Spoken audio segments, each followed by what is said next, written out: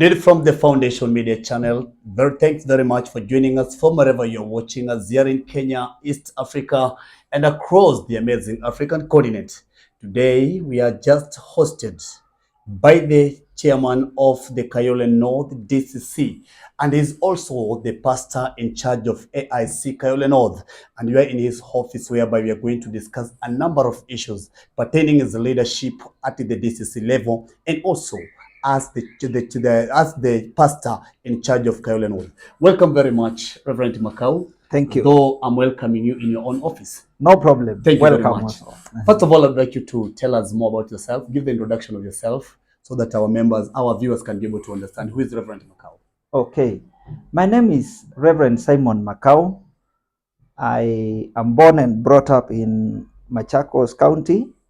And in the year 09, I joined this church, AIC Kayole North, as a pastor. Yes. And since then, I have been serving as a pastor in this church, Africa Inland Church, Kayole North.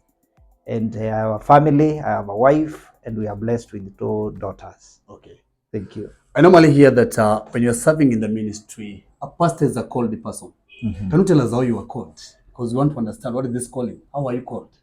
Well, I got saved in 1994, somewhere January, I think, date 7. Yes.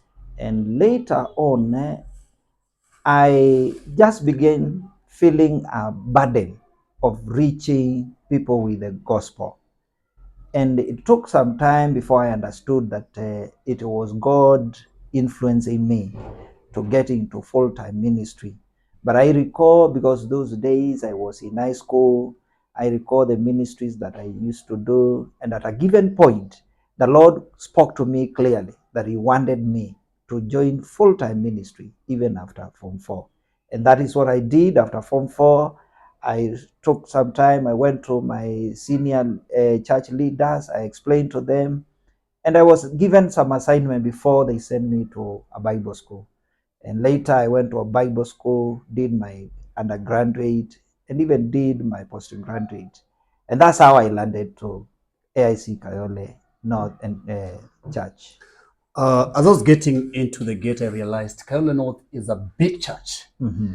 I can call it among the middle churches. Mm-hmm. Can you tell us the state in which you found Kayole North as a church? Well, as I said, I reported to AIC Kayole North in the year 2009. Yes. I can remember it was July 5th. At that point, just as you can see, the compound was the same way it is in terms of we have not even added any other, we have not bought any other plot. This is the place where we were. And at that point, we had a small iron sheet building that we used to use as a church. And part of the compound was also another iron sheet buildings for the school. So we did our best as we grew. The year 2011, 2012, we initiated a program of constructing a permanent church building. And since then, we worked on it. By the year 2018, we were done with the current structure that we are using. So generally, there has been so much developments within the compound. And this has come because of the unity between the pastoral team and the leadership of the church. I cannot attribute this to maybe myself. You know, some people would say this is what they have done. Yes. But as I look at it, I see some of the things I did not even have ideas on how we can do that. But through the leadership of the church, we were able to mobilize the entire church and the community to put up good structures within the compound. What are some of the challenges that you have been encountering as you grow the church? Because I normally believe the Christian-based institutions do not have much challenge because it is a spiritual center of excellence. Mm-hmm. What are some of the challenges that you encounter as a minister? I will surprise you. Yes. That one of the greatest challenges, it is to help the church separate the social welfare and the spiritual welfare of Yes. the members. Yes. That sometimes we find ourselves is like we are doing so many things that are social, have no connection with our commitment to Christ and all that. And so that has been a challenge. Mm-hmm. And I keep on telling people that even if we socialize, we do things together, we live together, we should also remember that our agenda as a church, it is to proclaim Christ and to live for Christ and to desire to go to heaven. And that is what I feel is a challenge. And again, I can ask myself, there are people who come to church majorly because they believe whenever I have a problem, the church will chip in and help me out. That's what They I have thought. not come to grow the church. Yes. Now, in that connection, may I ask you, how long does a member qualify to become a member of AIC Kayole North? The moment you have come today, how long do you take to become a member of AIC Kayole North? And which considerations do you put in place? Okay. Membership in Africa Inland Church Kayole North is quite unique. Yes. Now that we are in an urban setting, we don't even write names and keep a record that these are our members. When we are, every Sunday we ask whether we have visitors. When the visitors raise, we congratulate them and we encourage them to become our members by continually coming to church, joining groups, such that as time goes by, we will now declare them to be our members through the church groups. See it this way. There are ladies in the church, Yes. so they have their own group. So if you want to become a member and you are a lady, you are supposed to join that women group. If you are a man, a married man, there is a group for the married men. You join that group. Your commitment and your registration to that single group of the church, that is what we acknowledge as a membership for the church. Because we cannot just say that people come to church, they register. People can come, register today, and leave. But if we can see your commitment in groups, whether the youth, whether the ladies, whether the men, then we acknowledge you as our member. Now, their members, for example, have come and have stayed here for like, let me say 6 months, Yeah. or even 1 year. And I've not committed myself to join any group. Now, a problem has come. How do you deal with such an issue? This is urban setting. We do not recognize that person because there are so many people who are passing by who really knows you. We can only recognize you as a member through a group. If you are not a member of group, there's a word that my church members usually say, that that person belongs to the pastor. Meaning that in case you have a challenge, the pastor alone will walk with you, but not the entire congregation. Because the entire congregation, you can only benefit from the entire congregation if you are a member of a group. And for your information, we have over 20 groups in the church. Not only men, women, youth. We have a group for the Sunday school. Within the church, there are groups that we call Christian education departments. There are groups, you will find like the ladies, they may have like 10 of those groups. You will find men, besides the men fellowship, they have like other 5-6 groups within themselves. There are choirs, there are prayer fellowships. Then really I will ask, if you really want to become a member of the church and you can't fit in any of these groups, then there is a problem. So we usually say, if you have been coming to the church and you have a challenge and you don't belong to any group, the pastor walks with you alone. But if you want the entire church to be involved in your event or in a challenge that has come across you, then we will say you'll need to be part of the group, because that group will help us even to support you. Thank you.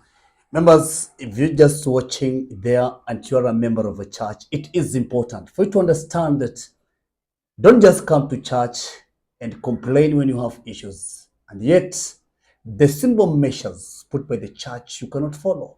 Joining a group in a church setting is very important. The group recognition of you will give the church recognition of you, and at the end of it all, you shall have to be assisted. But if you walk in your own island, as the pastor says it clearly, he'll be the only person to stand with you. Be careful. Thank you, Reverend Makau. Yes. Let me now cross a bit over to a discussion about the obligation given to you by the Administration Council to lead the DCC of Kayole North. Can you first of all tell us who are you at the DCC level? Well, I have been given the opportunity to lead the DCC as the chairman. Yes. And therefore, I lead the council that makes decisions for the district church council, which has 4 churches as of now.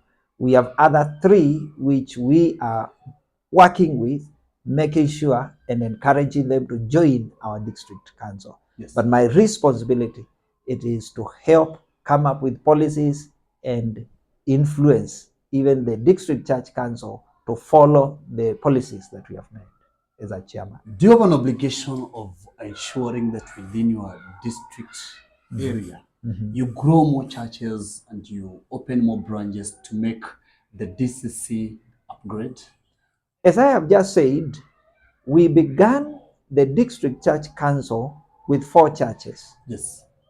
And as we talk, there are other 3 whom we are trying to talk to, influencing them so that they may join. If at the end of the day they join, that will be 7 churches. That is to mean purposely it is your mandate, yes, as the chairman of the district council, to ensure that the church opens up the branches. Yes. Yes. And then we have even other pastors who have been trained and they have not yet established churches. And therefore we are working together with them to help them come up with new churches. We will be encouraging them to open new churches so that even the district church council grows. And that is purely my mandate, to encourage them and to oversee what they are doing. Kayole DCC has been a big diocese, but now I understand it has been split into 3. Yes. What could be the reason why the district was split into 3? The reality is that was part of growth. Yes. We were 13 churches. And 13 churches, when we come to our council, every church is bringing 3 members. So 13 times 3, that goes to 39. That is a big number. You begin at the liberation, and within hours we are discussing, deliberating on one thing. So we felt at least to have smaller district church councils where people can quickly make decisions, and then we grow. And that is why we came together as the leaders of that larger Kayole DCC, and we felt that it was necessary for us to split it into 3. And we did that with a lot of harmony, with consultation to our seniors, that is the regional church council and the bishop's office, and they gave us the permission, and that's how it happened. Thank you. There's a challenge of character issues. There is something I normally call character assassination. In the body of Christ, this has been seen in many occasions, in many orchestrations. Now, how do you curb the situation? Because character issues has been accompanied by so many preachers and ministers of the word, and has been the issue all over the country. Within Kayole North DCC, how do you accommodate the pastors with such issues? Well, the reality is, when we talk about character issues, and specifically because the way I hear you asking the question, it pertains to pastors. Yes. So if a pastor has a character issue, we are encouraged by the church constitution and the Bible to follow the Bible way, that we call that brother, that sister, the church leader. We help that person realize the challenge that the person is going through. And then we do our best to correct. We want to believe, and as I talk, there is no one we have ever corrected and the person has refused. So it is all about, if somebody has gone in a mess, we come together, we sit together, we pray with the person, and we encourage the person to transform. That is all we are supposed to do. Thank you very much. For very long duration time since I was born, in fact, I think I've never seen a pastor within AIC, either in court, mostly in social media. The way I see the pastors from other churches. How do you curb that? One, from our constitution, Yes. the African Inland Church Constitution, no church leader who is supposed to take the church to court based on the scriptures that it is we to advise even the world, not even the world to advise us. And therefore, we say the reality, if there is a problem, raise it through the necessary leadership and let the leaders sit down and try to sort it out.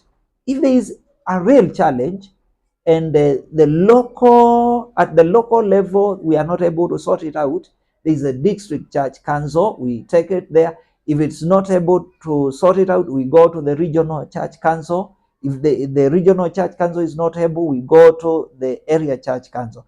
If at that point it's not possible, then the area church council has a mandate to form a tribunal which will listen and handle the case, the issue at hand. And we seriously discourage church members or church leaders taking church issues to court. And for your information, if you happen to do that, you are supposed to be disciplined by the church. Okay. Yes. Last but not least, as a pastor of AIC named Kayole North, I understand you are a lecturer, number one. Yes. I do understand you have a Bible school. Yes. I do understand you have a school. Yes. That is Kayole North Education Center. Yes. Now, how do you balance the equilibrium to ensure that all the mandates given to you by the different segments reach your services, reach to them? Yes. One word, delegation. I cannot be in the AIC Kayole North Educational Center and at the same time I am in the Raka Bible College, and at the same time I am in the church. It is not possible. So there are systems that we have put in place. Structures. Yeah, there are structures that are okay, that the school will run. I only receive reports. And I have my own time to go through the reports, to meet with the head teacher and the staff to make sure that all is well.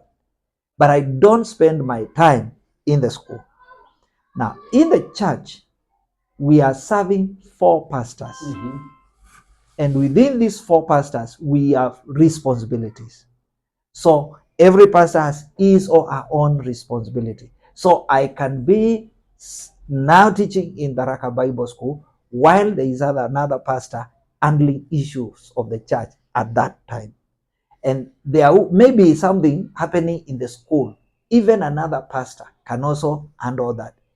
Thank God we have elders whom we work together with, and they are also committed in the church and in the school. So delegation, I make sure that I don't do everything. I just delegate. I call an elder. I ask elder so and so, please can you help me in this? And most of them, I have not found any resistance. They will just do that. And if it is teaching in the Bible school, I create my own time just to be in class and develop other leaders, because that is also part of my mandate. The Bible is very clear that pastors should also be teachers of the word. Thank you very much. Make an arrangement. We also open a media channel here so that you can be able to accommodate all of them. Okay. Finally, I'd like you to look at that camera and I'd like you to talk about the Raka and invite people to the Raka. Talk about Kayole Education Center, invite them to Kayole Education Center. Talk about AIC Kayole North, invite them to Kayole North. And also talk about your career as a lecturer. And tell them to come to you so they can be able to be imparted and to be instilled with that knowledge and understanding. Okay. Yes. Let me begin by thanking everybody for just listening to this clip. And I want to just talk to the parents within the estate of Kayole. We have a school called AIC Kayole North Educational Center. And I want you to know that we have trained teachers. We don't just pick teachers anyhow. We have trained teachers. Bring your child in this compound, and I want to assure you that child will never be the same again. The child will receive academics. The child will also receive good morals from our teachers and our pastors. The child will even be secure because our compound is fully secured. You will not just leave your child here and the child can't get lost or anything cannot happen to the child because the compound is clear. We offer good food for those who do not want to carry food from home. The child can come and we offer good food. And you can interact with us through the ed teacher, and I know that you will learn more about us. We have a new structure for the school, and you can pay visits anytime and come, go through the school and see where your child can study.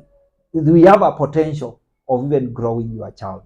Secondly, about the Africa Inland Church AIC Kayole North, this is a church where you should belong to. You come to this church where the word is preached. We have no other business other than inviting people to come to Christ. And if you come to this church, join a team. You will grow spiritually because that is what we give priority. You'll grow socially. You will also grow economically. We do our best to make sure that we not only talk about heaven, but also our social life and also our economic life. Welcome to this church, and you'll never be the same again. You can even grow your talents even through this church. About the Raka Bible College, this is a college that trains church leaders, both pastors and other leaders. We train only on Saturday from 8 to 4. And if you feel the Lord has called you and you need training, we invite you to join us. You can come to the compound anytime and meet me so that we may talk about admission. But you can also, I can also give you my number. You can call 0725 972724. Let me repeat it again. 0725 972724. If you call that number, I will receive, I'll talk to you, and I will explain more about the Raka Bible College. But come, train with us. And that is my joy. My joy is see churches being led by trained pastors. And I know if you are interested, you can come and we can equip you. Thank you very much. Indeed, thank you very much, my viewer. That was Reverend Simon Makau, Kayole North Church. And as I've spoken clearly, join the Bible Training College, join the school, and join the church. As he has promised us, we'll be able to gain a lot. Allow me to say that indeed, many times, parting is such a sweet sorrow. But because we must part, allow me to give him a hand of appreciation for making time for us. Yes. As I say goodbye. Welcome. We shall visit you again. Yes. And we shall have tremendous talks and discussions here at this very desk. As I exit the scene, my name is Daniel Tebikui, journalist, Foundation Media Channel. Welcome.